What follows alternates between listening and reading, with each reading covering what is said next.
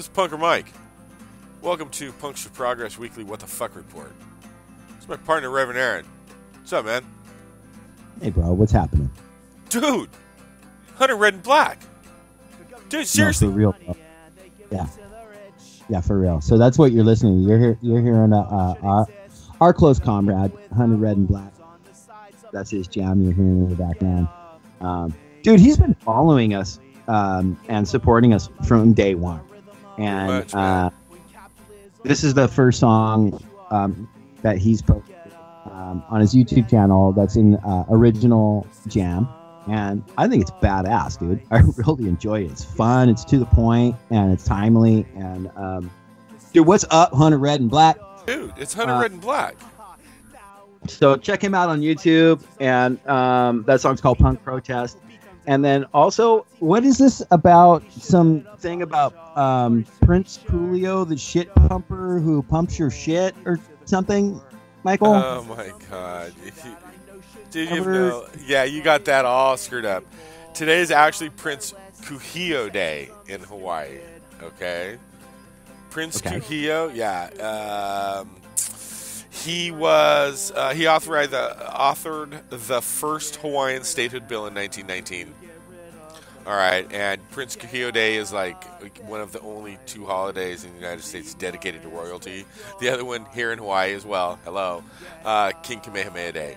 So yeah, today was a Hawaiian state holiday. So nobody went to school. The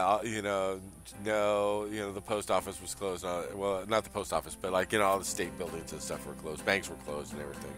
So, and then no, dude, we had the shit. That's cool. No, that's cool. That's so it's in honor. So if a lot of people don't know, there was a indigenous culture in Hawaii. Still is. Imagine obviously. that, right? But yeah, no. But they had their own sort of, royal hierarchy and infrastructure of, social order that was totally usurped by the United States. Yeah, exactly. No, he was actually the prince and heir to the throne of the Kingdom of Hawaii. So yeah, Hawaii was a territory and a kingdom all of in itself, and we invaded it, took it over. They were Queen Elizabeth, because you say royal family, maybe people might get connotations of, tyrannical royal families. It was an indigenous culture that was thriving harmoniously on its own, had its own issues or whatever. But the United States came in and fucking took them over. It was bullshit. Oh. It was complete bullshit. But anyways, yeah. So that was going on today. No, and the shit pumper thing. No, dude. We had the shit pumper come today to pump the shit out of our fucking septic tanks. Here, we here on North Shore, there's not really underground sewage, so or underground plumbing.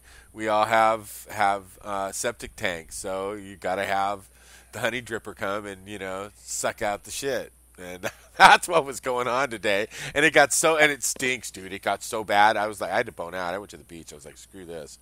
I'm going to go drink beer on the beach. Bye.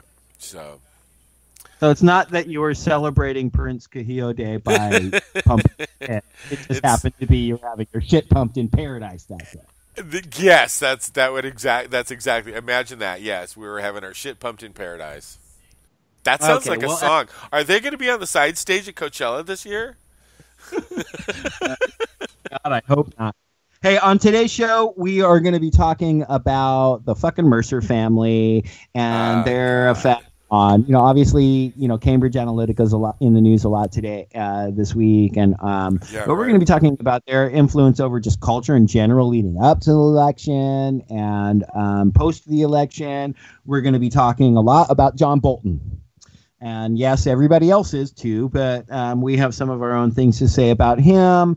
We are going to be talking about the March for Our Lives. Yeah, we do. More than one, I'm sure.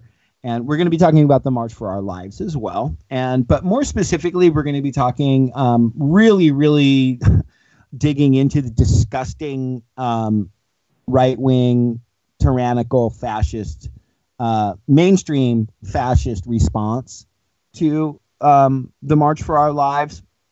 We are also going to be talking about, we've had some, we've been getting attacked recently pretty harshly by the alt-right, and we've had a couple of videos that have been complained about and like flagged for hate speech and shit. We've had 2 videos. One of them we disputed the claim; it's back up. One right now we're in the process of disputing. It will be back up, but we're going to really tear into that and explain that in today's show as well. It's because we're doing the Lord's work, Reverend Aaron. You know, we got some alt-right people pissed off, and they're making totally salacious, spurious points about us and slandering. Fucking snowflakes. Yeah, totally. So we're going to explain that. And then we also have a fucking SoCal Shannon scene report. And, yeah, we do. Yeah, dude, it's about and Hunter Red and Black, man. Dude, Hunter Red and Black, for real. So check him out on YouTube. What a badass song. Right now, what we're going to do is we're going to play a nib video, surprise, and then we're going to play a short video. It's like about a 3-minute clip from a documentary recently posted by the Real News Network, and it's an expose on the Mercers and their connection to Bannon, and how they set up Trump, and how they're connected to Milo Yiannopoulos, and blah blah blah blah blah. So we're going to give you a little quick snippet of that, and then we're going to come back in, and we're really going to break down the Mercers, and then get into all kinds of other stuff. So set up that nib cartoon, bro. Let's do it, man. Welcome to InfoWars. Today we have acquired a sample of a secret biological weapon the Illuminati is using to turn you gay! It's called tap water. Do not imbibe, folks. This is gay in a glass. Gay in a glass. We've seen the documents. Now, this is a far-reaching plot by the demonic globalist goblins who control every level of world government. Except Trump. He's somehow not involved. You'll keep us nice and safe, won't you, Daddy?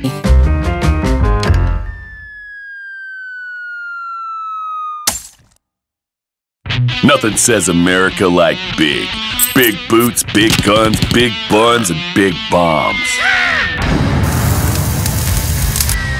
In April, the United States dropped a very big bomb. Huge. Huge indeed, Mr. Trump.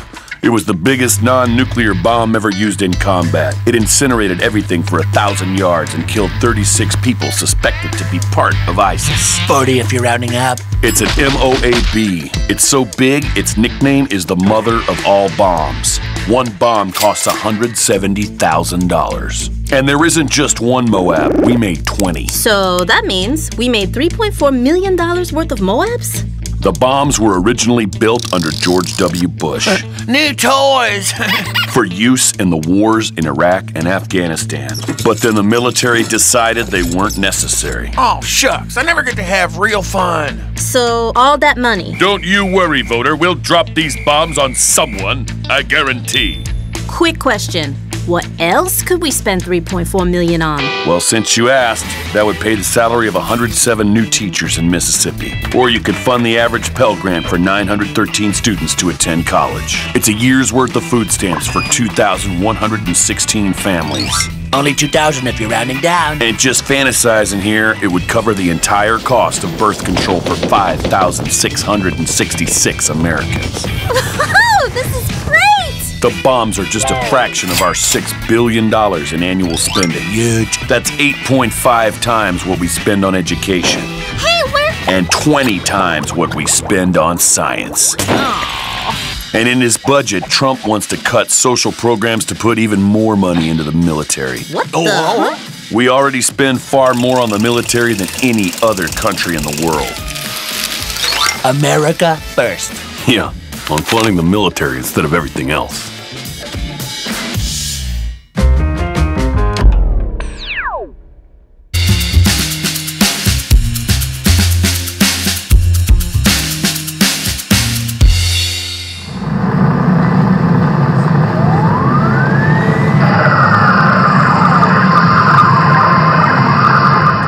In the months leading up to Trump's presidential win, the Mercers would prove a formidable force.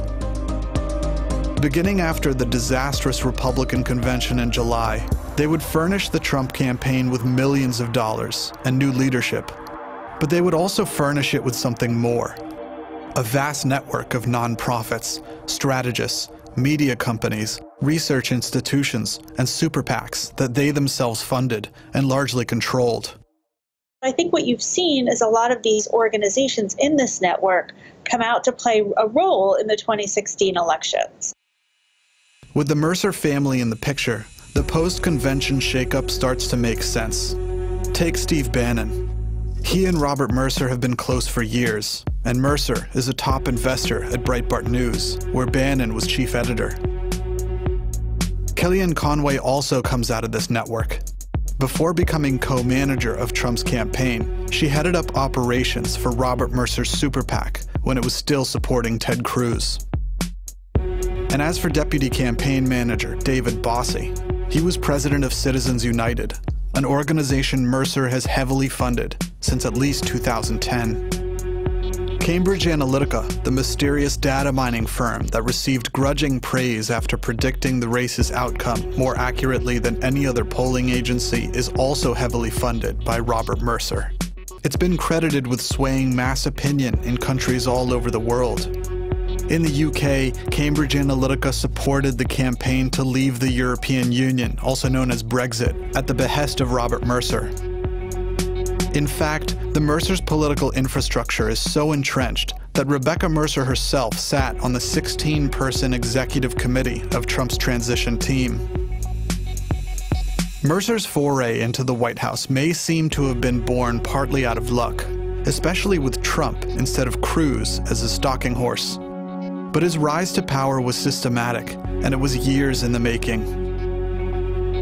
The web of connections Mercer's built over the last decade is vast and complex. It includes efforts to dismantle tax law and weaken the IRS. It's about fanning the flames of climate change denial and bankrolling institutions that, for example, argue that elevated levels of CO2 can actually be beneficial for human beings and the Earth. It's about funding quack scientists and people who blame the government for, among other things, playing a role in the San Bernardino massacre, or of colluding with the United Nations in using climate change as an excuse to implement environmental laws meant to depopulate America's Midwest. It's about funding the Dangerous Faggot speaking tour, which helped popularize former Breitbart editor Milo Yiannopoulos among many college campuses. And it's about bankrolling their favorite foreign policy hawk, John Bolton, whom Rebecca lobbied vigorously for to be the new Secretary of State over Mitt Romney. But one of the Mercer's earliest activist ventures was financing a slew of fringe documentary projects that have helped raise the profiles of people like Sarah Palin, Michelle Bachmann, and most notably, the director of those films, Steve Bannon. Dude. What the fuck? Right? I mean, seriously, with those two. You know, I heard about them before the election. We knew they were, I mean, come on. After that horrible Republican convention in July, I mean, seriously, we both watched it. It was a fucking shit show. Right? And then all of a sudden it's like, what the fuck? How did he get, like, you know, oh, yeah, Mercer's gave him money. And they put Steve Bannon in. Oh, yeah, Kellyanne Conway. Oh, yeah, what the... Right? Dude. Right. Blatant. Totally. And it's so much broader than that, too, bro. So, like, and broader than we even suspected. And, like, so just so the viewers know what that is, that last little video that we played. Excuse me. It's from a documentary that was put together by the Real News Network, which is it's a 30-minute documentary. We reposted it to our channel, so I really highly suggest people go onto our channel and take a look at it. It's posted under the title the Mercer's Trump White House TRNN documentary. And but bro, it's like not only were they responsible for essentially saving the Trump campaign, they were responsible for so much of the buildup in our culture leading up to the Trump campaign, right? That facilitated the Trump campaign. You know, the movies about Hillary Clinton and all these movies that Bannon made. And you'll see in that documentary, if you look at it, the films that Bannon made that were against Occupy and the far left movements and painting them as terrorism, and like so much of the narrative that you hear coming out of these fanatical big giant amygdala having right wingers is has its roots in these things funded by the Mercers. And, these films that Steve Bannon made, that was all the fear-mongering behind Hillary Clinton and lock her up. That's all these films that he made. I really, really, again, want to suggest people take a look at that documentary. But the Mercers were also, bro, they were involved in these college campaigns, Milo Yiannopoulos, Ben Shapiro, and even some of Ann Coulter's some stuff. Ann Coulter has her own reputation of disgusting evil that she's built on her own, but the Mercers have helped her too. Right, that whole network of stuff, and so all these events, this onslaught against I know specifically more firsthand the onslaught against Berkeley over the last year and a half. There's the money that was coming, that was making all these things happen when Milo's Free Speech Week and all these different events that were coming. Not all of them, but a lot of the stuff that was hitting the campus specifically. Man, it's got Mercer all over it. And so they have. Phil, you saw in that video, bro, their rhetoric about the environment and their, yeah, some carbon is okay. Humans need carbon. Well, but it's this thing about using the environment debate as a tool to instill fear in people and spread fear-mongering rhetoric to facilitate power. This is exactly what capitalism does when it gets its stranglehold. When the last few stratify the culture and the economy so far that it that the power resides in a handful of few powerful billionaires or even ultimately trillionaires. This is how they affect culture, and everything that they're doing is to maintain power. Yeah, they have to, because their agenda is completely unpopular. If people knew what the hell they were doing, they wouldn't let them do it. That's why they have to go around and do all this covert bullshit that the Mercers have done. And, on top of that, and then, and it all ties in. The Russian connection, the interstate cross-check, the whole thing.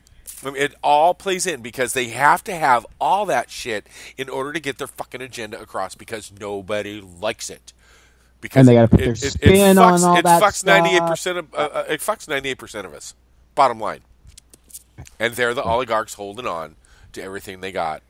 And they're throwing every little fucking last dime at it. You saw they were going to, tear down the tax infrastructure.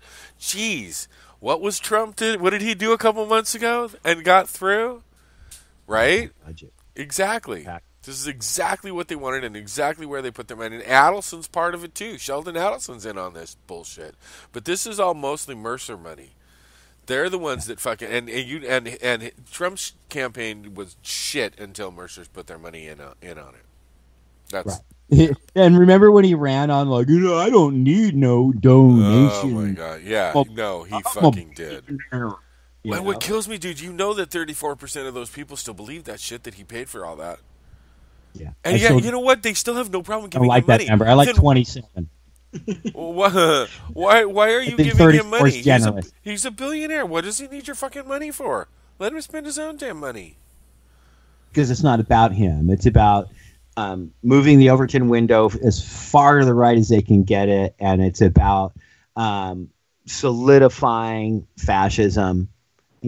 That's what this is, bro. This is straight up, capitalism. Ultimately, the early first socialists recognized that these capitalists that were gaining prominence towards the end of feudalism, if given the opportunity to take this concept of capitalism to its full fruition, it would ultimately manifest in power in very few hands.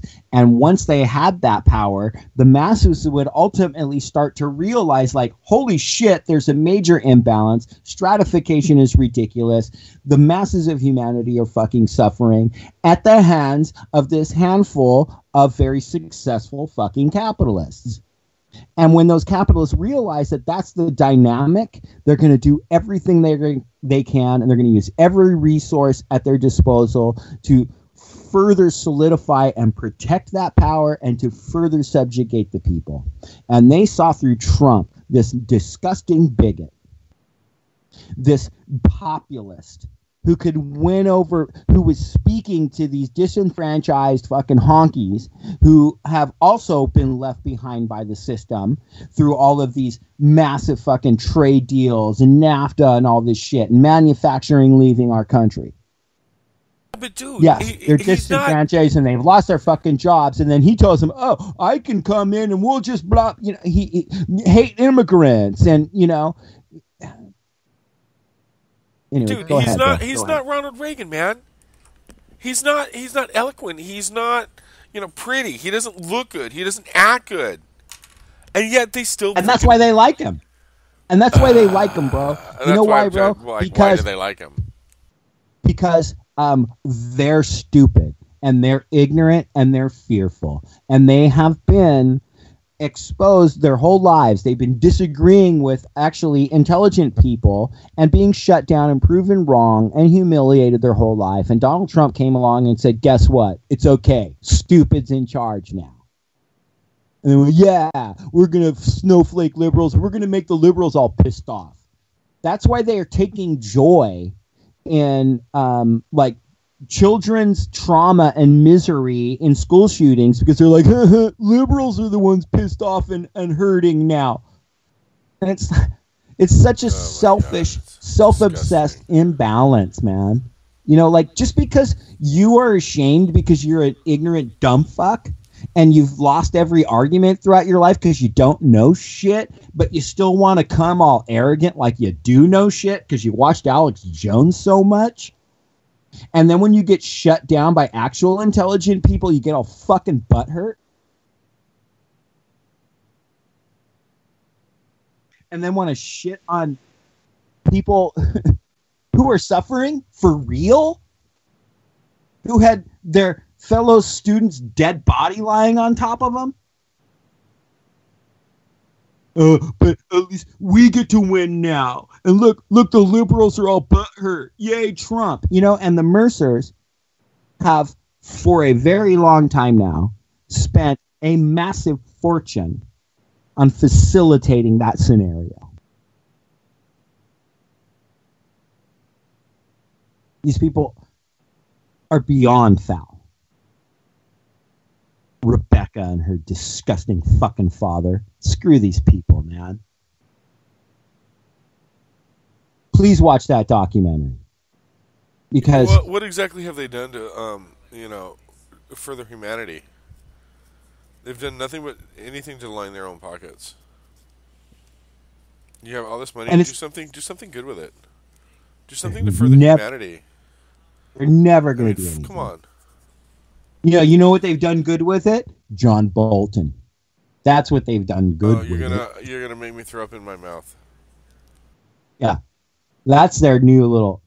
we mentioned in our last show, it was funny, bro. It was like, we were sniffing in the winds in our last week that something was up with John Bolton. Remember that, man? And then like hours after we posted our last show, it came out that he was going to be the national security advisor, and so you know what, Mike? Let's play this quick little clip about John Bolton, and then we'll come back and talk about it. Bolton sees North Korea for the threat they are.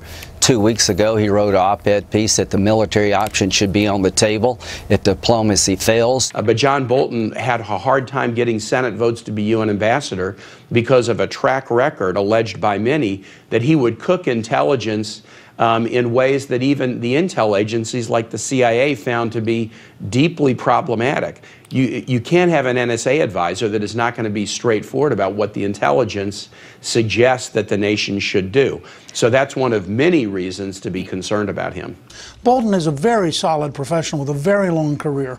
And I think that Bolton and Pompeo both will provide the president with a range of choices, along with Secretary Mattis.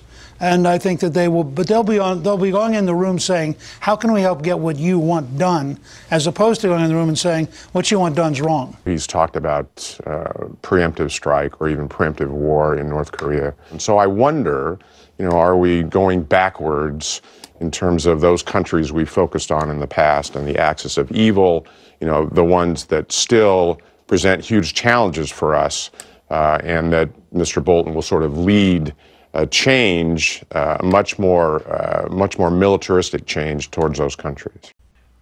What up, Prickmeister? Dude, I mean, come on. He couldn't, even under the Bush administration, Bush knew he wasn't going to get the Congress to vote that dumbass in. And had to squeak him in on like, what do they call it? A recess appointment? Yeah, because he was too fucking scandalous. He's already talking about going to war with North Korea. A preemptive strike. The warmongers are fucking loving it. And this is what we were talking about in last week's show, about this big change up in Trump's administration that is gearing towards. Well, look, dude, Michael Bolton. John Bolton. Well, they're both pretty bad, dude. They're both really pretty bad. John Bolton's slightly, and I mean it, only slightly worse than Michael Bolton. But the axis of evil thing from Trump, or not from Trump, but from Bush Jr., which was Iran, Iraq, and then out of nowhere, North Korea. Right. And which set off this long, horrible set of relations between us and North Korea, because it was like, however you feel about North Korea, what the hell did that have to do with 9/11 and the response? China. Right. And Bush Jr. just throws North Korea in there sort of willy-nilly and randomly. Well, now, this guy, John Bolton, he steps it up a notch. His axis of evil is North Korea, Iran, Venezuela, and Cuba. These are 4 nations specifically that he has written papers on, come out on, that he is pushing for preemptive strike against. And I actually, before we get into it, I kind of want to sparse words with preemptive and get a little into some semantics. Preemptive for me is it's kind of, I don't know, it's a tough word, dude, because like we're engaged militarily, and Western powers and this, the Western fascist corporate oligarchy, whatever the fuck it is, that's, essentially running the world. It's the result of it's what's responsible for all of this turmoil all over the world. So when the U.S. takes military action, to call it preemptive is kind of fucking ridiculous, because it's actually about them just defending the tyranny that is being spread all over the world, right? So, well, I mean, it makes it sound like we're going to get struck, so we're going to strike first. We're going to preempt a strike that's imminent, and it's like, no, you're fucking full on just gonna start a war with somebody because you want to. Bottom line, it's the bottom fucking line. I'm getting pissed. So I know it's a weird kind of, I don't know. Like I said, it's bullshit. It's bullshit. Kind of, well, and maybe we shouldn't spend too much time on it, but I think it is kind of important. I think that the way we use words is important, and this is something that the neocons, this preemptive strike, this language is something that began with them under George Bush Jr. to sort of, soften up the idea that the U.S. foreign policy is totally like oppressive and tyrannical, and all of these aren't preemptive, and it also preemptive also like creates this notion in your mind that that this specific action sort of stands alone in a vacuum and isn't directly connected to the rest of our oppressive, tyrannical, imperialistic foreign policy. You know what I mean? So anyway, I thank you, Mike, for letting me kind of go off on a tangent on that a little bit. But I mean, so Michael Bolton, though, I mean, this guy is like the fucking poster boy for this whole Michael. I keep calling him Michael Bolton. John Bolton. John Bolton. Thank you. You know, when a man loves a fucking first strike war. We should be playing that in the background right now. Oh God, not gonna happen. Yeah, well. But I mean, this guy John Bolton is, you know, a Mercer accolade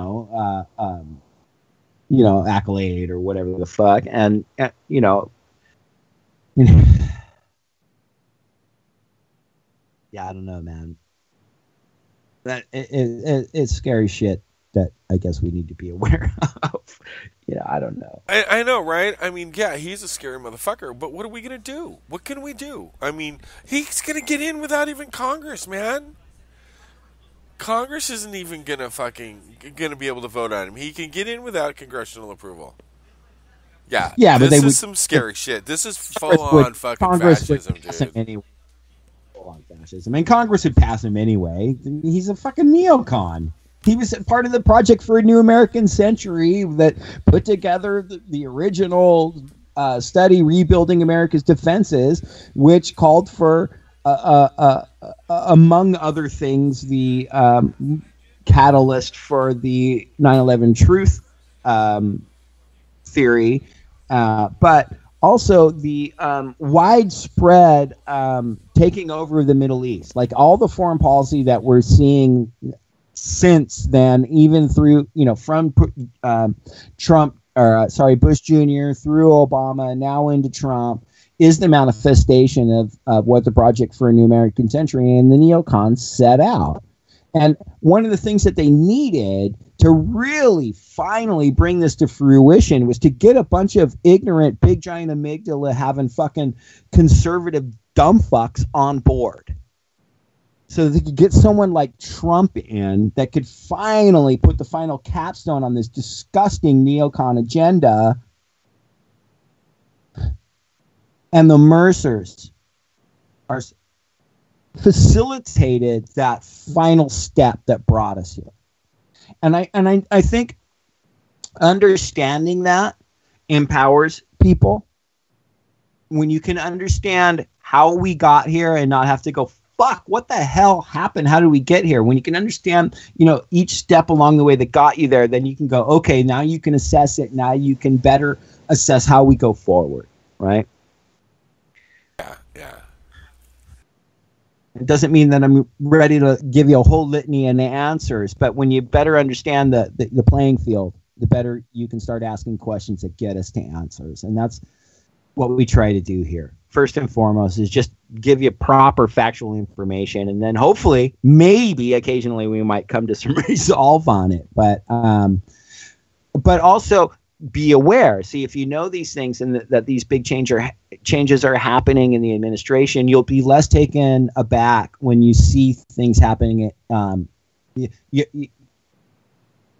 that make sense, Mike? Like you're just better set.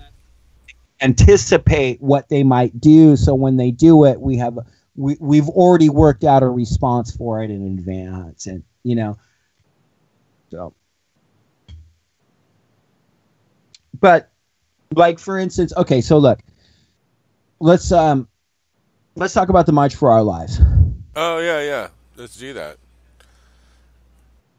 So that happened Saturday. What is the March for Our Lives, Mike? What is that?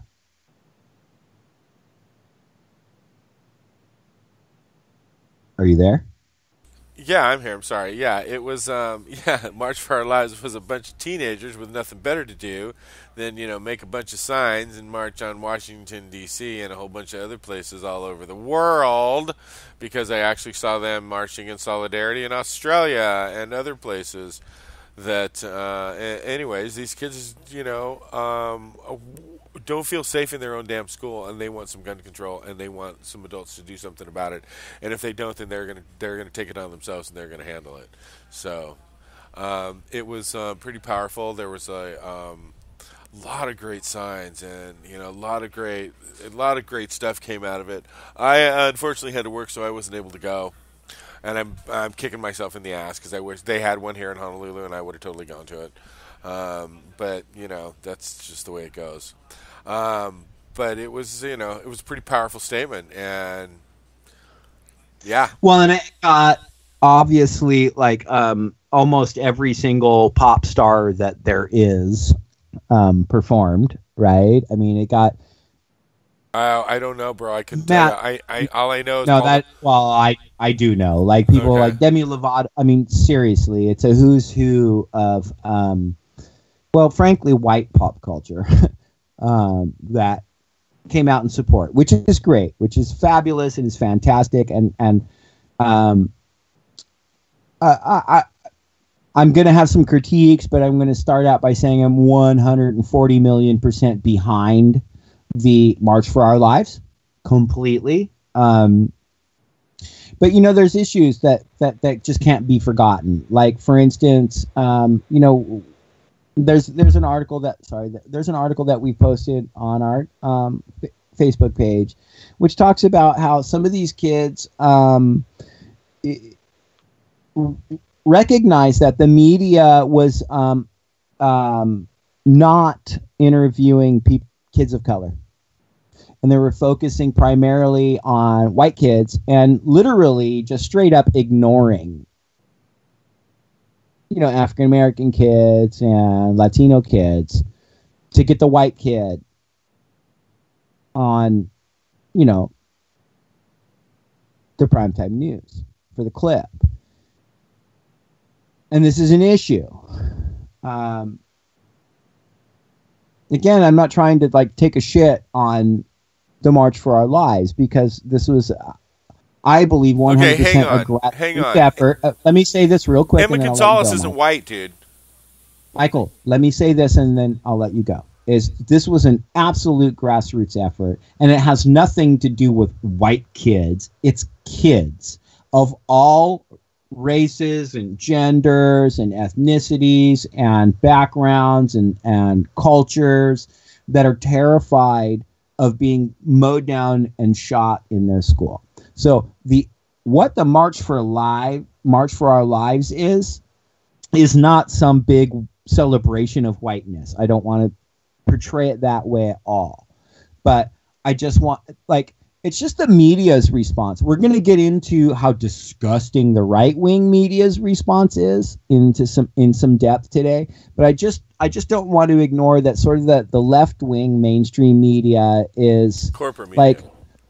Right. Oh no, the white kids are, the hashtag resistance crowd is, oh no, the white kids are upset. And we're just, in all of the footage and all the coverage that's even pro and supportive of the March for Our Lives, bro, I just didn't see a whole lot of dark-skinned kids talking. And I didn't see a whole, anyway. Parkland is where? It's in Florida. It's in Florida. Okay. So I don't know the demographics of Florida or where that school is. Okay, and how it is, but I mean, I can tell how many white kids go there and how many black kids go there. I don't know. All right. Now I know there wasn't a kind of a response like this when Freddie Gray was killed, and there probably fucking should have been, and I agree with that. But there were people out there yelling and screaming just as fucking loud. Now maybe they didn't have the backing that these kids got. I don't know. I can tell you. Hang on. I can tell you this. I can tell you that the media is biased when it comes to that. But that's corporate media. Now, as far as left-wing media, I don't know. I can tell you because I've been watching it. I haven't seen it this week. I've been working, and anyway. So, I mean, and I wasn't looking at, when I was looking at the people holding signs, I wasn't looking at what color their skin was, man. And the ones I saw had different color skin, to be honest with you. So it's not a black and white issue, I don't think. Now, I mean, if it is, it's corporate made. It's corporate media made. All right. So we can call out corporate media for doing that. I absolutely agree. And yeah, and why wasn't there an outcry like this when Freddie Gray was killed? I don't know. Maybe it had something to do with now Trump's elected. I don't know, because I believe that happened before he was elected. And any number of other. Oh no, absolutely. Philando Castillo, any of these people. But I think what happened is they got hooked up with the Women's March. And the Women's March just happened again the second time. It was even bigger, and they got hooked up with this. And I mean, these kids are fucking pissed, and they should be. They should have the right to feel safe in their own fucking school. It's ridiculous that they feel like this. And some of this, some of the things that this. I mean, I listened to Emma Gonzalez's speech, but I mean, Emma Gonzalez isn't a little white girl. She's a little brown girl. So, but I mean, it doesn't matter what fucking color your skin is. When you're in school, you have the right to feel safe. Again, and let me just reiterate again. I am in no way whatsoever trying to critique or cast aspersions, especially on any of these kids that have come out with so much fucking courage and a fucking activated, lit up generation of kids that I just can't wait to see what they do in the future. I am not dissing you kids at all. My critique is the way we as a culture are reacting to it, right? Well, there's a lot of rich white motherfuckers who are really patting themselves on the back over this. Look at us being all fucking, we're with this. And that's great. Get behind it, please. But. Okay, but listen. Okay. One of the things I've heard comparison to is the Vietnam War. And the kids that protested the Vietnam War, and they're like, no, we're not fucking going. And they burned their draft cards. They weren't going to go. And it was the kids that stood up to the government and said, no, we're not doing this, and brought the media into it and made them listen to them. And you know what? It may have been white kids doing it, and this may have been white kids doing it. All right. But maybe that's what needed to happen. No, Mike, I got to stop you. And here's the distinction that I have to make clear again is that I'm not critiquing this grassroots efforts of kids. It is a wide, diverse gamut of kids that fit every social dynamic you could possibly think of in America. And that's what's so wonderful about it. That's why I love the March for Our Lives movement, because it's not being funded. Now, the people that I'm critiquing is it's just this disgusting left-right paradigm, fake bullshit that our media is obsessed with, and the left trying to sort of appropriate the March for Our Lives. That's the word.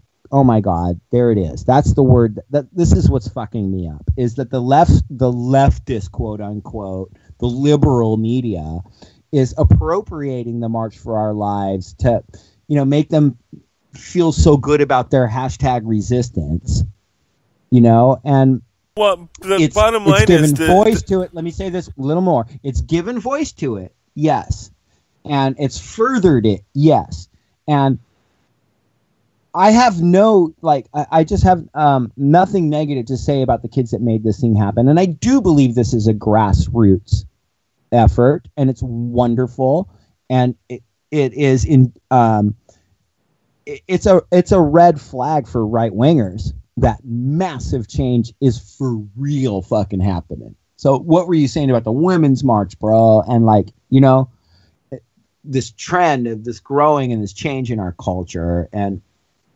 But it's important that we are selective in the way our media covers these events. And that's what I'm trying to get at. Is not only, look, the left wing media is going to cover this better than the right wing media.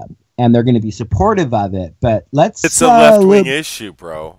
The right wing is not going to push gun control. It's a left-wing issue. So are you getting upset because the left wing is politicizing it and is jumping on board with it? Because the right wing ain't going to fucking jump on board with it. I'm not pissed that they're jumping on board with it. I just see, again, I'm just going to throw out that word appropriation. I think I see a lot of real comfortable fucking bougie liberals jumping on and going, yeah, man, hashtag resistance, the March for Our Lives, I'm with it, you know. And so what? Good. No, good. But I just want to point it out, bro. And I want people to be aware that, like, be careful with who you get behind. You know, sometimes when liberals like that and bougie start jumping on and saying and getting behind things, we're like, yay, this person's into it. It's like, well, yeah, but are they? People that listen to our channel are a little bit smarter than that and realize that, you know, just because fucking Paul McCartney was there, they're not going to go, oh, well, now I'm on board because Paul McCartney was there.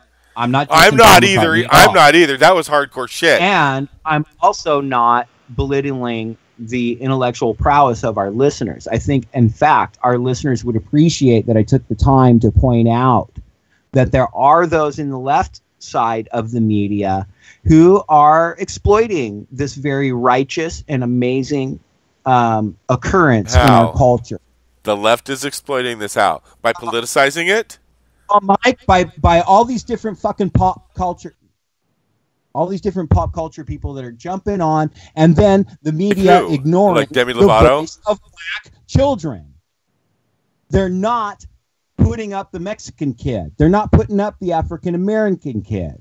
It's all the white kids. And yeah, Emma has some ethnicity. But this whole thing looks really fucking white. And it's not these kids' fault.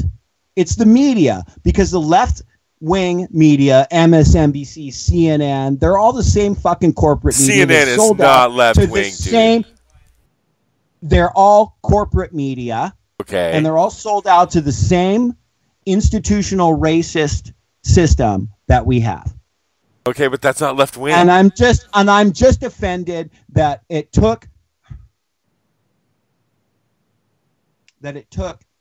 white kids getting shot for anyone to wake up. And then when white kids got shot, a bunch of fucking bougie liberals jumped on board and acted like they fucking cared. Slow down, man. There was a whole bunch of little white kids that got shot in fucking Connecticut. Nobody did a goddamn thing about it. There's a whole bunch of white kids that got shot in fucking Columbine, Colorado. Nobody did a goddamn thing about it. That still doesn't discredit a goddamn thing I just said, bro. And I'm just saying, man, there's also been a whole lot of white kids shot, and nobody's done fucking shit about it until now. And maybe it's because of the resistance. And, you know, and yeah, maybe the left has politicized it, but it's a political issue. Gun control is a political issue. I'm not talking about gun control. I'm talking about, be aware, just because a bunch of fucking bougie liberals in the media got on board with this doesn't make them your friends. Listen to just the voices of the children. That's what I'm getting at. Don't be fooled by mainstream media, whether it's pretending to be leftist or whether it's right or whatever it is. Pop culture is not the answer. Listen to the voices of these suffering children. And don't be swayed, and don't start, you know, getting all excited about fucking because somebody attached themselves to the March for Our Lives and happens to have a little bit of left of liberal. I just want to stress that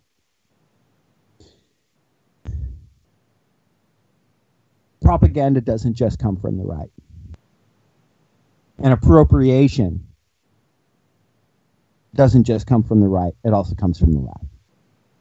But it's in the liberal left. It's not in your far progressive and your true socialists and stuff. And that's where I'm coming from, bro, Mike, is like, I just want, this is the kind of shit, bro, that I'm hearing from my minority comrades. It's like, hey, man, we fucking love the March for Our Lives. But this whole fucking thing is looking hashtag honky. And even a lot of these kids, these righteous fucking kids, these white kids are saying, hey, man, why aren't you interviewing my African-American homeboy? We have articles on our Facebook page about this, and this is what I'm getting at, bro. That's what I'm getting at. And call out the media. You're calling out the That's media. That's what then. I'm doing. Totally. Yes. Yes. This isn't on our listeners. This isn't on No, those kids. Of course not. No, and of it's course not on the I'm bougie liberals that chimed in on this. Because I'm assuming you're talking about Demi Lovato. I have no idea. But no, I mean, I'm not dissing Demi Lovato. Listen, I'm not dissing any of the artists that jumped on and put their support behind it. What I'm saying is like this like weird infatuation with this is legit now because all of these these bougie fucking white entertainers and pop stars and whatever are on board. And what that does when our mainstream media props that up as validation for a grassroots movement, it gives fuel to the fire and to the narrative for the right wing. And then they can go, oh, look, this is a Soros movement, and this is just Hollywood trying to blah, blah, blah. So when Hollywood tries to fucking appropriate this amazingly beautiful grassroots movement and this vital and important grassroots movement, it gives, like I said, fuel to the fire of this bullshit narrative that comes from the right. And I'm like, you know what? Bring them on. If it's going to bring more stupid people into this fight that say, you know what, okay, Demi Lovato agrees with this, then maybe I should too, because I really like what she says, and get them on the side where maybe we should have some fucking common sense gun control in this country, bring them on. I don't care. I don't care if it's the bougie liberals are the ones. Hang on, if the bougie liberals are the ones that get to bring them on, okay? Bring as many people in as you possibly can. If you have to bring Hollywood in, that's fine. I totally agree with you with calling out the media. And the media, it doesn't matter what color you are. You put all those kids on. I don't care how old they are. If they can speak and speak clearly, you put them on the air and you let them have voice to this, because they survive this and they don't want to let this die, and it shouldn't die. This should be loud and clear, and I want everybody on board with this. Yep. And listen, I'm not dissing anyone of these. I know I threw out pop star names, and they're just pop stars I don't really like, so maybe that's why I sounded negative, but no, fucking thank you. That is so righteous. Anyone that got on board and validated this thing, that is so great, because it, as you said, Mike, it elevated the voice and the platform of this message, and that is wonderful. Literally, all I'm critiquing is the media coverage of it. And these kids, again, I just want to reiterate this, and then we're going to get into the disgusting right-wing response to this wonderful thing. The kids themselves are going, hey, man, how come you guys aren't talking to, my Latino friend? How come you're not talking, yes, thank you for hearing us. Why don't you ask the sponsors of their freaking shows, man? That's what you have to do. And these kids know that already. They know how much money the NRA gave Trump. They know how much money the NRA gave little Marco Rubio. Okay? They know this shit. And they know that answer. They're calling him out on it. Hey, why aren't you showing my black friends on this? Oh, yeah. Because who's your sponsor? Koch Industries? CNN? Yeah. Okay. So I'm just saying, these kids are not stupid. So I definitely would like to get, now you got me all fired up, man. We'll get into this disgusting response from the right. Right. Now, it's vile and disgusting. Totally. It is, and we're going to get into it. But before we do, I just want to say, look, man, not only are these kids not stupid, they're super fucking smart. And you know what? Oh my God, bro. They're not, you know why they're so well-spoken? Because they're like, oh, really, Trump? I'm going to go fucking do my homework and read 16 fucking articles on what you just said, you dumb fuck. And then they're going to come back with factual responses. And they're kids, bro. They haven't even read volumes of shit and been exposed to, God, there's a massive information they haven't been, let me finish. There's a massive information they haven't been exposed to yet. And they're already schooling this dumb fuck president. Because they know how to do research. Become 20, when they become 22, when they become 25, when they become 30, dude, I just want to give it up. If I came off throughout this last critique that I was at all critical of this generation of kids, just taking such a brave and bold stance, I apologize because that wasn't my intention. I just hate to see people within a specific agenda try to manipulate it and exploit it for their own personal bullshit, and to make the distinction between those powerful bourgeois forces that would assume to appropriate and exploit this movement and separate that from the fucking righteousness of the grassroots nature of this movement and what it really is. And that was what I wanted to kind of tear apart, bro. And so now that we understand how fucking badass these kids are. And what I wanted to say is they know how to do research papers because they have to do that in high school. And research is really easy to do now because you know what? They have phones and they can look up Google and they can go through the shit. And they're learning how to tell the difference between, you know, the real shit and the fake shit and the lies.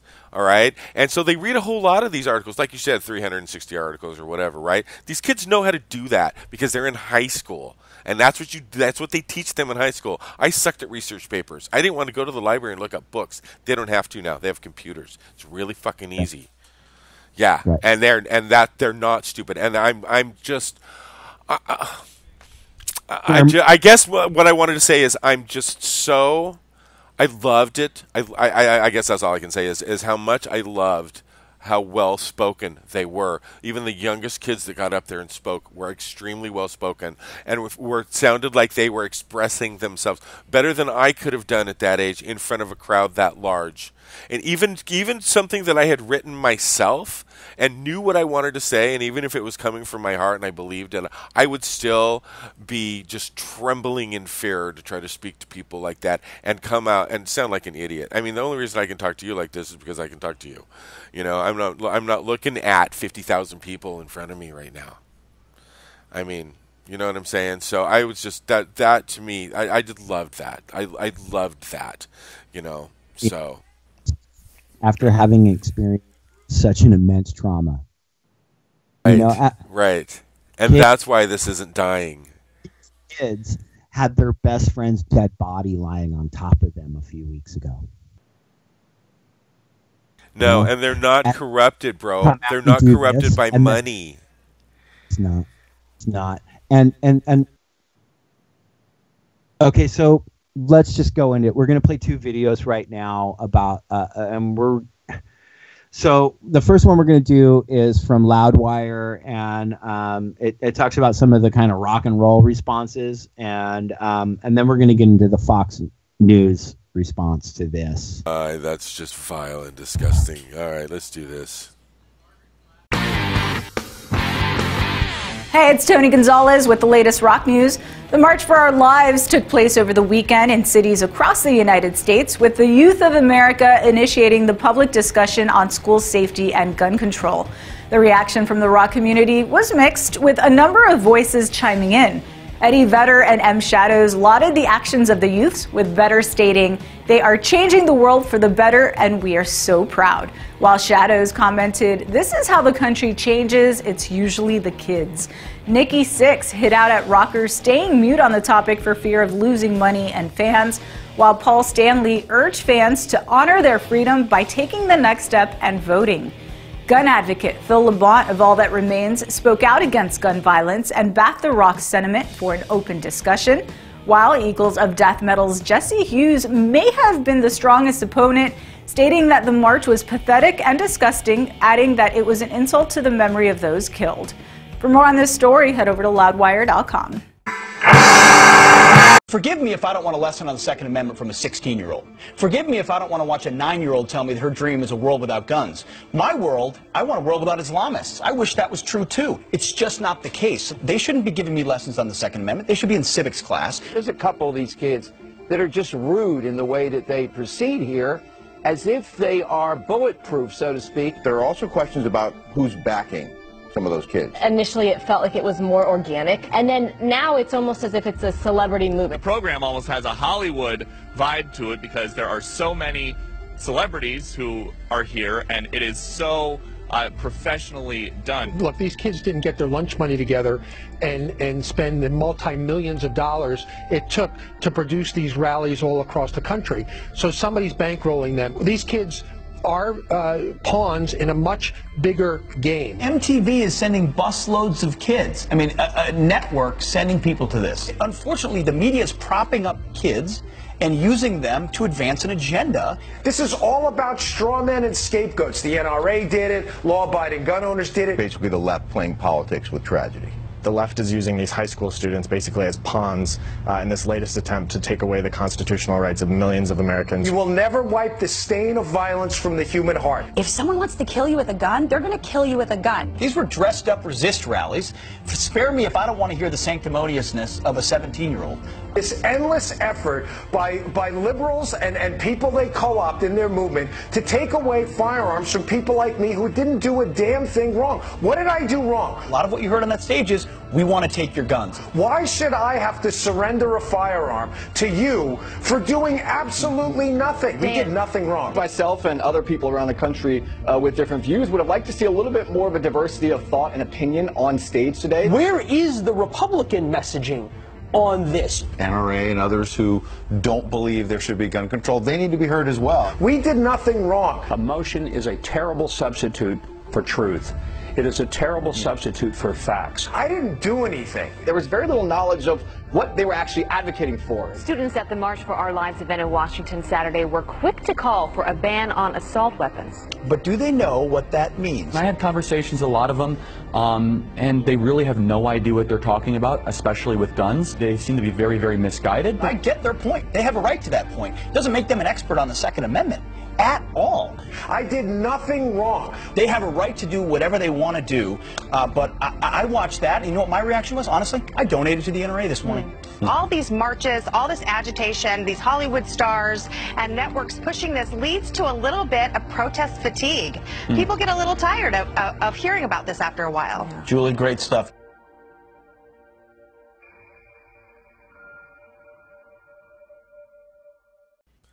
Okay, that's just vile and disgusting shit. I can't believe that was actually... Really? You guys went there? What was that guy's name? Dan Barberino or something? Oh, my God. I didn't do anything wrong. No. Yeah, we're going to take away your fucking assault weapons, asshole. Yeah, that's ass vomit.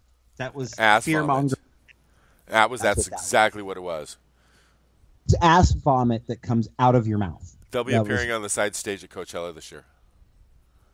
Yeah. But okay, before we really get into that, we got to talk about the sequels of death metal shit, right? I mean, more ass vomit, dude. Yeah, seriously, yeah. that guy, the dude whose freaking merchandise buddy was killed at that massacre, came out and said that vile, disgusting shit about those kids. Fuck him. In fact, I've seen a lot. I saw some comments on. I read the article in Rolling Stone. I couldn't tell you exactly what he said, but it was vile and disgusting. And there was comments on there. It's like, I used to like him, but fuck that now. You know, yeah. I mean, people were pissed. That was horrible, dude. Seriously. Yeah. Death metal is, I don't know what's that word. It starts with D and ends with un. It's done. That's what Eagles of Death Metal is. You know, he's done. So fucking disconnected, man. It's like Billy Corgan, dude. Billy Corgan and his fucking, not him again. You know, living up in Alex Jones' ass. You know, it's the same thing. It's like, what? So you sold a bunch of records, you made a bunch of fucking money, and you bought a big fucking house, and you're totally disconnected from fucking struggling people, and then you're gonna come down from your fucking rock and roll mountain and call kids disgusting and tell them that their reaction to take to the streets in solidarity with their dead friends is a disrespect to their dead friends? You know, fuck you, Eagles of douche metal. And let me say this about Eagles of death metal, too. They were just a fucking third wave version ripoff of fucking grunge, which I didn't give a shit about anyway. Fuck Eagles of death metal. What is Eagles cover of death band contributed whatsoever to the fucking, like, advancing the fucking world of fucking art and music, man? Nothing. They came in and rode a fucking wave of popular alternative rock and got a bunch of fucking tattoos and put out some records with cool art and wrote songs about dick nothing. But it was alternative enough. And they were just a fucking... I never liked Eagles of Death Metal, man. And a lot of my friends were like, oh, fucking, this is good rock and roll. And I was like, dude, this was like somebody who ripped off Mudhoney, then ripped off the band that ripped off Mudhoney, then fucking, like, knew some rich motherfucker at a record label and got a deal. Fuck Eagles of Death Metal. They always sucked. And then for him to come out and, like, who the fuck are you, homeboy? It's just, it's so gross, man. And anyway. But it doesn't even compare to that Fox News shit, bro. That was their... Man, I can't believe... I mean, dude, and there's how many people that subscribe to that fucking channel and watch it all the time and believe everything that comes out of those fucking people's mouths. It's vile and disgusting and horrible. And the things they were saying, and the allegations that they were putting on them. Seriously, these kids just want to fucking go to school and live. But, I mean, they got better things to do on a Saturday. Yeah, they're not in school on a Saturday. Why? Because they're marching in the streets to tell. Yeah, dude, you should be fucking nice to these kids because they're going to be taking care of your dumb ass when you're old and can't take care of it. Dude, listen, what I take from that fucking clip is they're freaking the fuck out. They're terrified. There's so many more of us than there are of them. So many more. And it keeps getting more, dude. It was so big, giant, fucking huge amygdala, freak out, reactionary. Yeah. A circus show, man. You know, and listen, if you think that was bad, though, I mean, okay, look, let's do the fucking Alex Jones take. Let's do that real quick. Dude, please. Oh, my God. More Alex Jones. Trying to start a civil war with people, you're taking our kindness for weakness. Do you understand? The American people will kill all of you. If you want a real war, a 1776, I'm not the one that's calling for violence. You're going to get wrecked bad. I don't want a war. I don't need some, coming of age deal to kill a bunch of liberals. I just can't. But I also feel like I'm in dereliction as a citizen of my duty, not saying we have to start getting ready for insurrection and civil war because they're really pushing it. They will line you and your family up and they'll shoot you in the head and they'll rape your daughters and they'll kill your sons and they'll make your wife work in a field till she dies. You better pray there's not a civil war because I guarantee you're the one calling for all this. I guarantee you, sonny boy. I hope every one of them that wants violence and war knows this. I'm not going to talk about what people are planning in defense of this, but you just know this. This is a two-way street. They have no idea who they're messing with. It will trigger an extended, long-term, bloody, hot war in this country. A sick part of me, a Machiavellian part of me, actually hopes they bring down Trump. Because it's going to be bloody and it's going to be bad and it's going to be hard, but it'll ensure our victory long term. Let me tell you something. 60 years ago, he would be in front of a firing squad in about a month. I don't want to have a big shooting war. I don't want to have to, arrest 10,000 of these people and have trials and hang their asses. But if it's done by a jury and we need to, I'll be there and pull the switch. I mean, I'm not going to sit here and, just call for, stuff without actually being part of it. I'd support the president right now moving against these people physically. I mean, let's be honest. We're in a war. I would support the president making a military move on him right now. The country's in that big a crisis. We need to go ahead and move. It doesn't mean if down the road we fail to stop this race war, big horde of people are coming down the street for me and my family,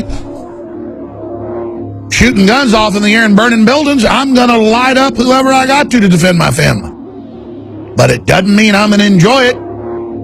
I'll do what has to be done.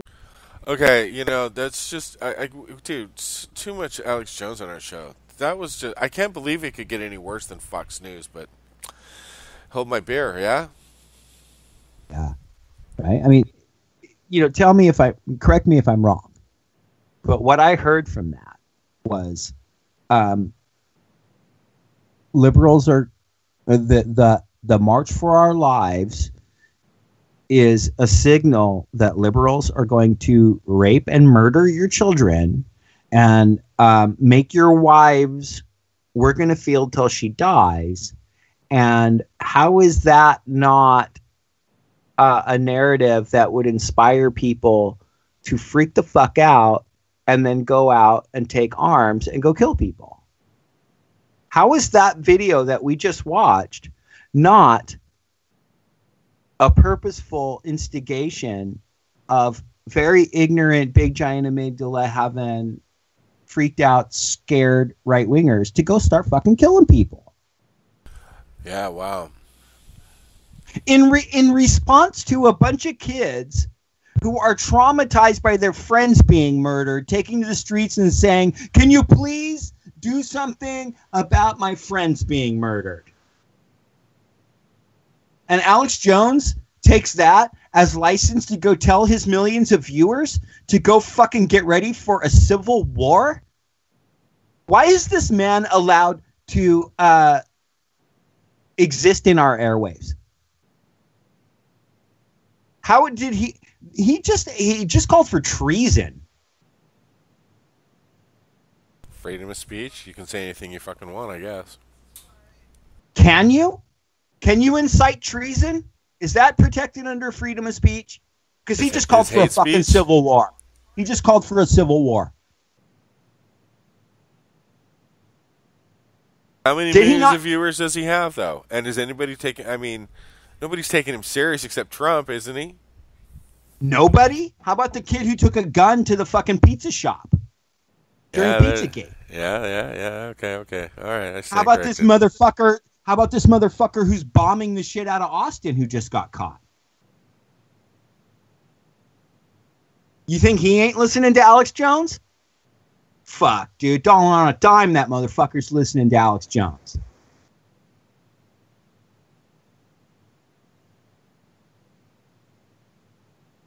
This has real-time effects, man. What we just watched is going to result in some ignorant, big giant amygdala having fucking asshole killing someone. It's just like in the 90s, with the things that activated Timothy McVeigh to blow up the fucking federal building in Oklahoma City. Except this is worse, man. It's inciting right-wing terrorism. That was just... Timothy McVeigh read the fucking Turner Diaries. He read a book and met some fucking right-wingers. There was no Alex Jones reaching millions of people and then being validated by Steven Crowder and fucking Red Elephants and, you know, and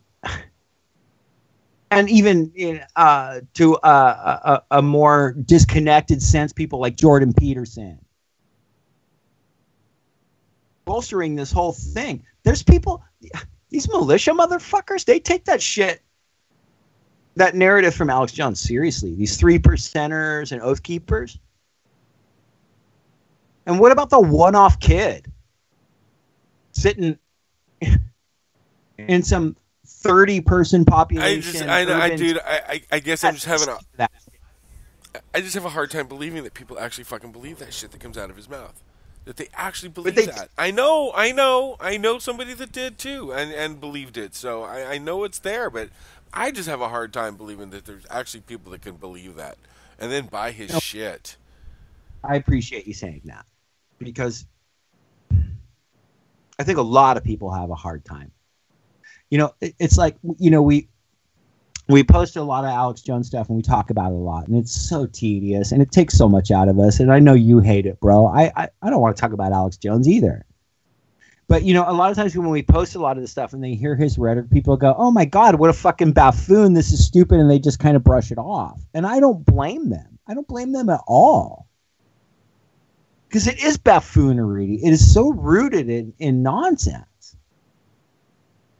But we live where we're at in 2018 in this world built by, like, so massively influenced by Koch brothers and Mercers and Adelsons, and this environment that we're living in now. There are people who are watching that and going, "Holy shit, Alex Jones is right. George Soros and the globalists And the Rothschilds have fooled all the children in Western culture, and are creating this, what Jordan Peterson would call postmodernist cultural Marxism, what Alex Jones calls globalists, what racists call the Jews,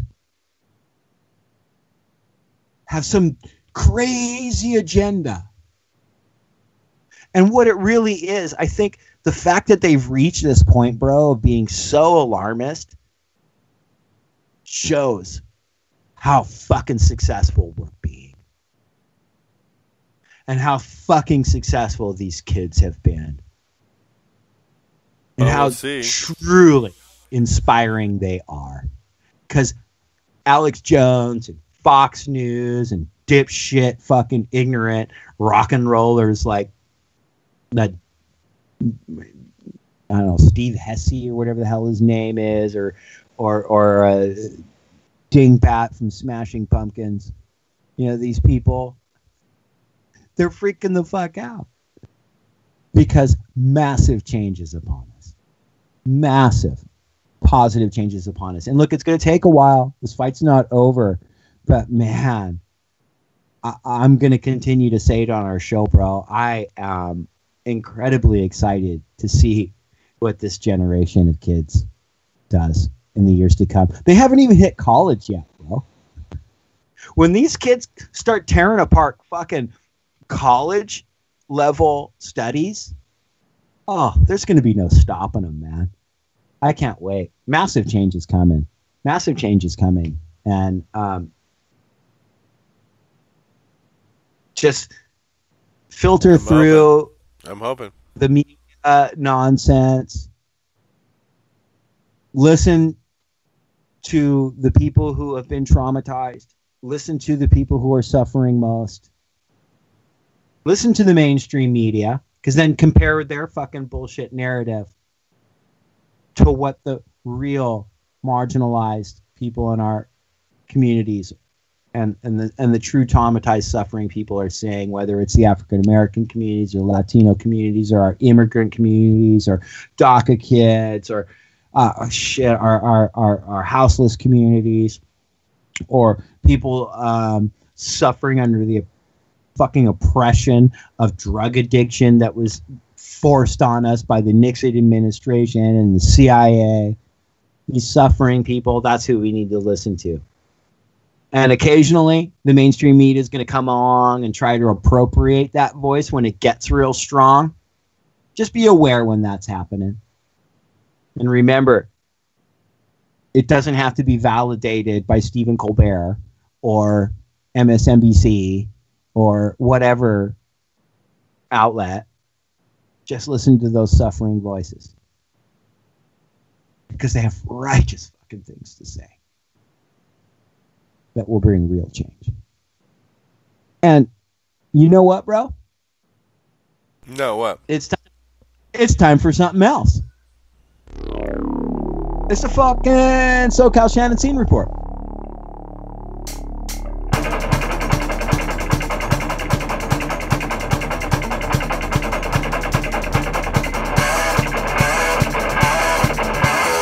Shannon, what's up? What's up? Hey, Shannon. Aloha. Hey. Aloha. Wait, So we don't have a local greeting in SoCal, do we? Dude, what's up? Dude, there it is. Yeah. How's it, brother? Something like that. We have a SoCal Shannon Scene Report. We got something going on in Venice that's pretty damn cool. On Friday, Sorry, I'm already into April. On March 30th, Friday, March 30th, at Beyond Baruch in Venice. It is the second annual LA Punk Film Festival. Oh yeah, I think I saw a flyer. This is also the venue's 50th anniversary. And this is where John Doe and Exene met. So the film festival decided to honor both of those situations by having the festival there. Oh, that's because so cool. Last year X got their day in LA. Yes, I remember that. Yeah, that was pretty cool. That was way cool. Okay, so run down the deets on it. Running down the basic where, when, and everything real quick again. It is on Friday, March 30th, Beyond Baroque. I can't say it correctly, I don't believe, but in Venice, Baroque. I just need to remember Baroque, right? Exactly. Yeah, right. In Venice at 8 o'clock. And so it's a film fest. Yeah, I'm sorry, I totally cut you off because whatever. It's all right. It's a film festival. It starts at 8, it goes to 2, so there's a few movies playing, but they do not list them, so you got to go and find out. Yeah, it's even more fun. Festival in honor of John and X scene. I would imagine it's worth anticipating the surprise, man. That sounds weird. Yes. Cool. The next day, Saturday, there's a show at the Viper Room in West Hollywood. Viper Room. What's up to Dane DeLucchi and our friends down on the Sunset? A friend of ours does a lot of the booking and stuff for Viper and works over at Rainbow Room and stuff. So what's up to Dane DeLucchi and hey, Dane. Me and Alan? The Dickies, the Queers, and their special guest, the Cox. Who's the special guest? The Cox. Oh, of course. Of course. Dickies, the Queers, and the Cox. Oh, it's like perfect. Right? What it's poetic. It is. I just got to tell you something real quick about the word cock. Because you're going to tell us me and my friend, Go ahead. Me and my friend, no, because see, I said that word, you guys started giggling. I told my friend, you can say the word cock. It doesn't matter if it's cock-a-doodle-doo or cockapoo or whatever it is. If you put the emphasis on the word cock, you will get a man paying attention to you. So we used to go in restaurants like we were drunk after shows and stuff when we used to do it. Every time guys would come up to the table. And she would always start. She'd say cock super loud and then go a doodle doo like soft. And the waiter would be like, "Can I help you?" Anyway, that's just something stupid that we used to do when we were kids. Excellent. It reminds me of I used to at Harrah's Casino, and when I carried change at Harrah's, everyone wanted to sort of cater to the high limit players, and I found very quickly that the high limit players don't tip worth a shit. And you know who really tips is those 147-year-old nickel Keno ladies. That's who tips. Really? Oh yeah, and so I actually, so everyone's name tag at Harrah's would say their name and the city that they were from. I got them to write into my name tag my name, and then it said Nickel Boy, and the old ladies loved it. They just, and they'd be like, "Hey, Nickel Boy, I need some nickel," and oh gosh, but I remember one of them was so drunk one night that she was just like, "I need a cocktail," all night for 2 hours. She was fabulous, and she tipped me great. And like I said, she was about 147 years old, but she needed a cocktail about every 20 minutes.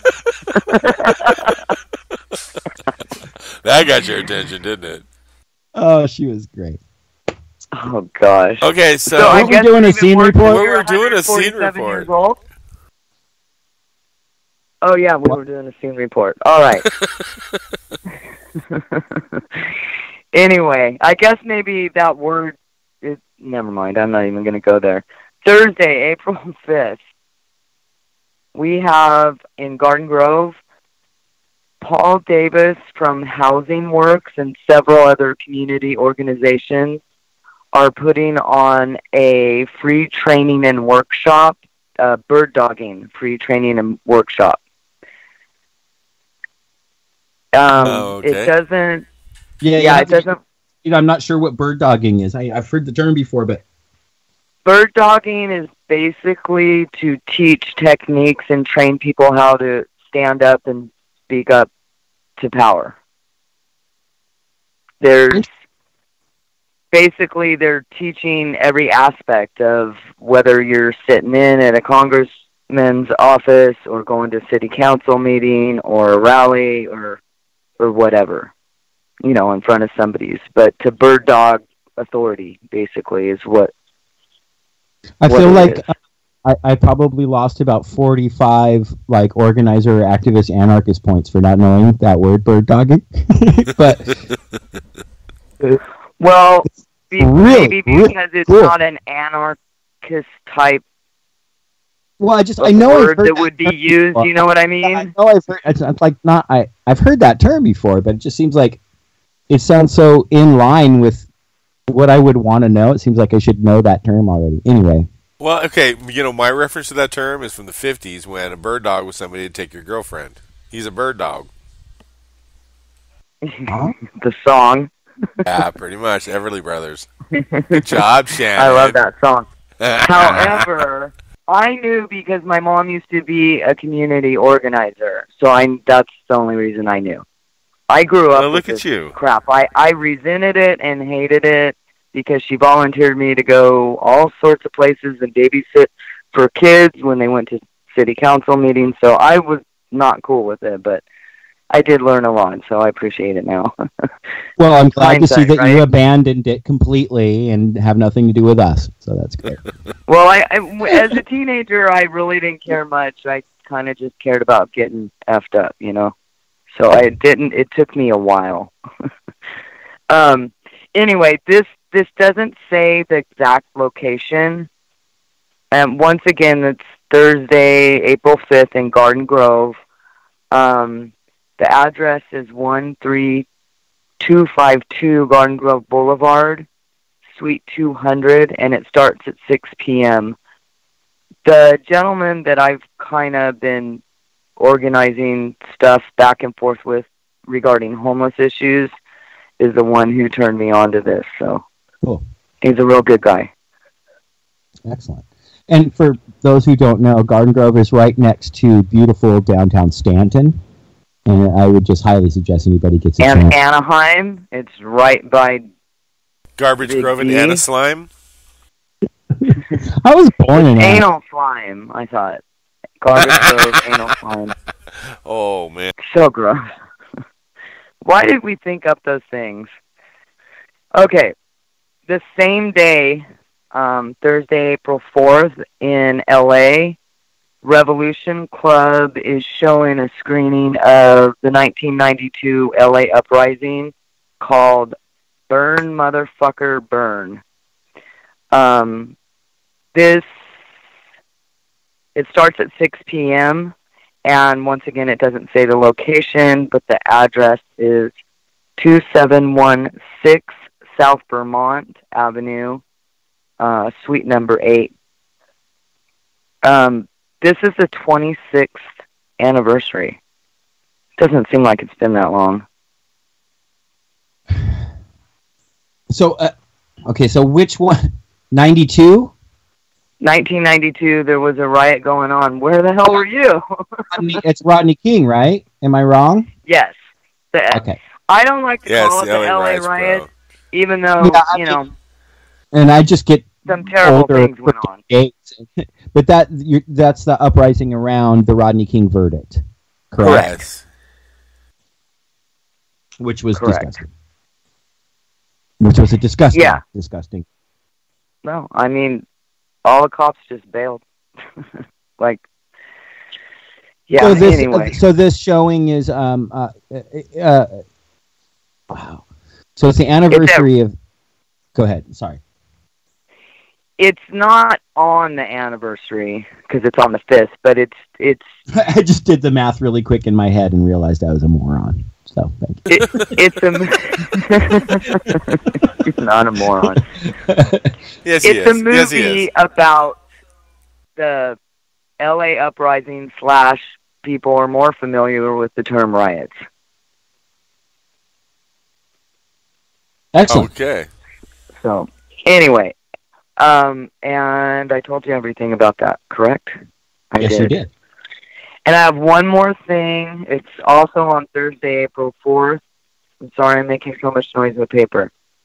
That's also at the Viper Room. Also on Sunset and in West Hollywood. What? What's up, Dane DeLuca, Jeremy, Wade Morrow, and Alon, and the Savage Wiley guys. And what's up, guys? And it's TSOL. They're playing with Kilroy, but it's billed as Kilroy. Oh, okay. Because when I first saw that flyer, I was like, "Oh, holy shit!" So he's doing. Never mind. But because now I'm like, wait, did I misread that? I could have sworn it said Kilroy. Well, apparently, Kilroy was here at some point. That's what I understood from every bathroom I went to in the 70s. That apparently I would have noticed if it said Killjoy. I swear. Anyway, if I made a mistake, we're going to correct that. Okay. Okay. No, I think you're right. I think I am too. Don't freak me out, man. Anyway, TSOL is playing with Kilroy, I believe, and but it's billed as TSOL's 2-night takeover of the Viper Room, and it starts at 8 p.m. The following night, Friday the 6th, they're playing with Fang. There's other bands playing too. What's up, Sammy Town? Pretty cool, huh? Way cool. Way cool. I'm kind of a big fan of TSOL. Ditto. I know you are. As well as Fang. Sammy Town tattooed Fang's logo on me. I know you are, and so am I. Yep. Some amygdalas are bigger than others. We used to call it spooky punk rock. That's what I called it back then when I first got into TSOL at 12, something like that. I think is when I first got turned on to them. And there was no goth or nothing was separate except for new wave, but the label Death did rock. that crap. Death rock was a term that got thrown around some. Like with 45 Grave, they called themselves Death Rock. And TSOL, when they came out with the Change Today album, they kind of got on that tip, right? And Roz Williams and Christian Death was kind of already happening, and I don't know, all the HBs got all pissed off that Jack and the guys added a keyboard, and I actually remember that. They got called lots of names. Sure did. Especially Jack. Actually, the newest album, Trigger Complex, I think might be my favorite album by them, seriously. But Change Today, up until this new album, Change Today was always my favorite album. Dance With Me is mine. I know, and that's everybody's favorite album, Shannon. Well, I can't help it. It's a good fucking album. I mean, no, Aaron, you turned me on to a song from one of their albums that I hadn't heard before that I really liked. Which? Do you remember that? It was in one of our really super early shows. Yeah, it was all Change Today. Actually, yeah, I think we played Flowers by the Door. That's what we played. I like that album too. I'm not saying I don't. I'm just, if I had to narrow it down, I would pick Dance With Me. That's my favorite song of theirs, actually. But I even like the other stuff. When Jack wasn't in the band. There's some good songs out of that, too. If it was up to me, it would be nothing but Casey and the Sunshine Band solos, on a loop. That's all I would ever listen to. That's all he does listen to. Yep, that's it. Yep, it's all been a lie. Punks for Progress should actually be called Casey and the Sunshine Band for lies. But, Shannon, that was a really awesome scene report. Thank you. Yes, thanks, Shannon. Lots of cool shows. And thanks for the stories. Hard to do. Yeah, thanks for the stories too, dude. Thanks for the memories, you guys. Yes. Excellent. Thanks, Shannon. We'll see you next week. Yeah. Right. Hey, peace out, Shannon. Late. Hey, thanks, Shannon. And you know what? Thanks for lightening the mood. We're getting a little dark there. Yeah. Well, I mean, there's just a lot of heavy things going on, man, and it's real dark shit. But there's always things going on that you can do to educate yourself better and get better involved. And again, thank you so much, Shannon, for bringing a few events that make that possible for people. So anyway, before we get out of here, bro, I want to talk about, we've had some videos taken down as a result of a concerted effort from alt-right people attacking our channel, right? Yes, actually, we have 2 videos, and I think we got one back up, right? Yeah? Yes. So we put up that Proud Boys video. Remember that one, Yeah, bro? it pissed him off. Yeah, that's what happened. Yeah, pissed him off a little bit because it had all these, like, this factual information in it. And which was about it. So we have a video on our channel. It's called Proud Boys, The Obsession with Violence and Beating Up Women. And it clearly shows, one, Gavin McInnes outlining the vision of what Proud Boys are and the structure of it, and showing how it's clearly structured around violence. And then it shows a couple different occasions of Proud Boys just going out and beating the shit out of not just people, women specifically. It's really gross. And so we posted it, and it got some attention, and it also got the attention of Proud Boys. And they trolled us really fucking hard and tried to get the video taken down, which was unsuccessful because there's nothing in it that's not, that doesn't meet terms of service for the platforms, and it's factual and accurate. And so they just started issuing complaints against every single video on our channel. And they did get one taken down, which is a video called 2018, The Fight Against the Alt-Right Trump Reich and How to Win. And that was taken down, for a short time. And it was taken down under the complaint of hate speech, which is just ridiculous. And you know what it was too, bro? It was just a segment of our weekly What the Fuck report from that week that I pulled out, and a one-off segment from the show. And so it's in the weekly What the Fuck report from that week.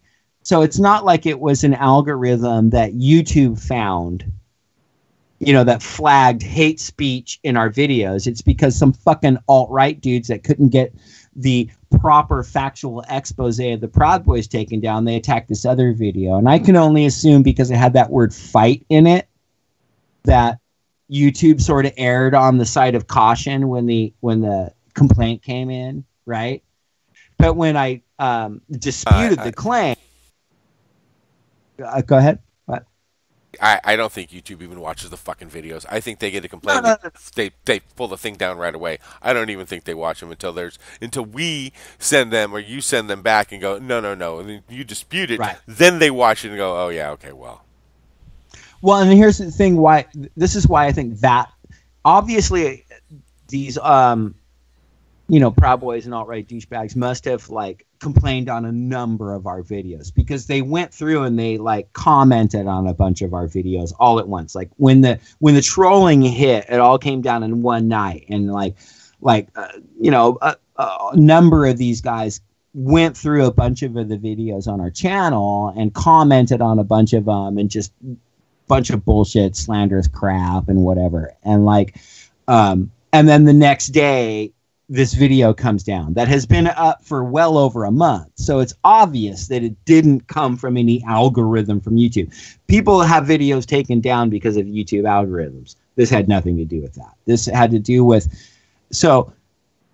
if they were complaining on a number of our videos, why did that one get taken down? You see what I'm saying? Like, well, my thinking is, and I can only guess because YouTube isn't clear on why specifically that video was taken down. The 2018, the fight against the alt-right, Trump Reich, and how to win. Because I think the word fight was in it. So when the complaint came in on that one, they saw fight in the title and aired on the side of caution. And if we hadn't disputed it, it would have been kept off of our fucking channel. But we did dispute it because it was hate speech. It's just fucking ridiculous. Really what that video is it's all about how, like, okay, look, this is how the Trump administration administers its propaganda. This is why the alt-right believes it. We way outnumber them. And so just stay engaged and smart and educate yourself, and that's how we'll win. I mean, it's the same shit we say all the time, bro. Right? Yeah, exactly. And so there's just nothing in there that's even remotely hate speech, but it had been flagged and complained on as hate speech. And I think because it had that word fight in it, that's why they did it, right? That's why YouTube went with it. Now, the second video that is currently not on our channel still is a video we just put up, and we talked about it in our recent shows. It was our video defending revolution books from fascist attacks. So this video is now currently blocked on our channel for inappropriate content. Now, what this video contains is the now this. Okay, so just to get people caught up who may not know, some people recently attacked Revolution Books. It was probably like the 10th or 12th attack over the last year. And this time, this Proud Boy Rob Cantrell and his girlfriend Lauren White threatened to burn the bookstore down. And the people from Revolution Book got video of it, and it went viral. Now this did a video on it. The Young Turks did a segment on it. And then a bunch of people came to Revolution Books and agreed to do videos to say, hey, we like Revolution Books and we support Revolution Books. And there was about 8 of those videos. So I took those 8 videos, the Young Turks segment, a portion of the Young Turks segment, and the Now This video, and put it in one video. And this gets taken down as inappropriate content. All of the content that's in that video, with the exception of a short narrative that I give explaining the background context of, hey, this has been going on, for a year, and this is, the most recent attack. That's it. But right now, it's blocked on our channel as inappropriate content. Now, if you want to see that video, it's on our Facebook page, and it's in our pinned post at the top of our Facebook page. So, so YouTube blocked it, but it's on Facebook? That's weird because Facebook's algorithm pulls stuff down faster than YouTube's does. Right. So right. check. Also in that video is a really badass video from Moral Crux. That song on Revolution that they did. So it has that video in it, and it has some live footage from Fang. So it's really worth watching. So I imagine, bro, that the video is going to be restored and we're going to win this dispute. But, this is about they couldn't dispute the facts and information in a video we did about the Proud Boys, and so they're just attacking anything they can and making life mildly difficult for us. But we'll just take the video and post it somewhere else like we did. You know what I mean? And we're doing the Lord's work. Yeah, and I also want to say what's up to Mike from Punk Rock and Politics for having our back through this process, and what's up to everybody at Revolution Books, and what's up to SoCal Shannon, what's up to just our everybody that's following us and continuing to support us. And if this is the first time you heard us, you can subscribe to us on this here YouTubes. You can also follow us on Facebook and like and share shit from there. And you can talk to me, Reverend Aaron, through Facebook. And you can talk to Mike on the tweeters. Where is that at, Mike? Punks the number 4 progress. At Punks the number 4 progress. Yeah, yell and scream at me on Twitter. Go for it. I don't care. And We do have a Patreon where we beg for shit. I don't know that we've earned the right to beg you for money, but could you give us some? And maybe we could, continue to grow this thing and facilitate the bringing in other people from all over the country and all over the world to maybe do scene reports. I know I keep pitching this, and I'm going to continue to pitch this. We want scene reports from people all over the fucking place.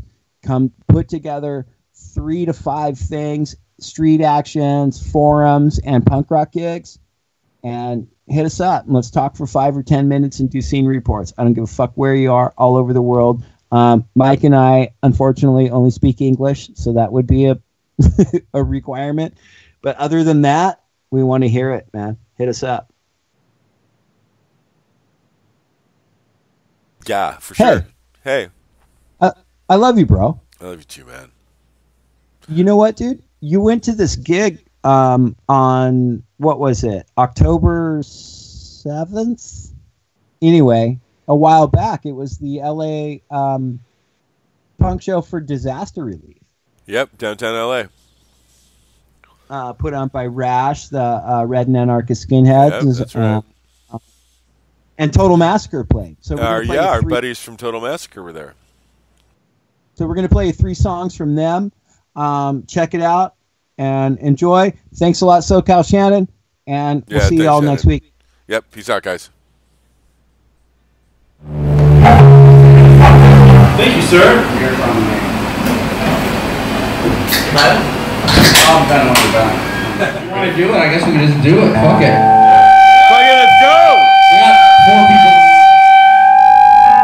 We're Total Massacre. This one's called Fuck Trump.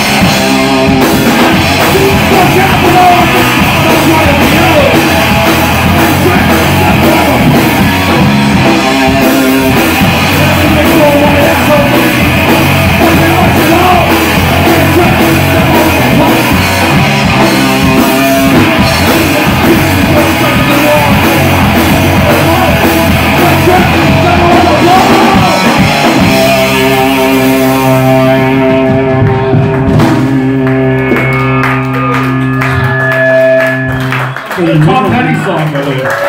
It's a Sarah up to be Sandy.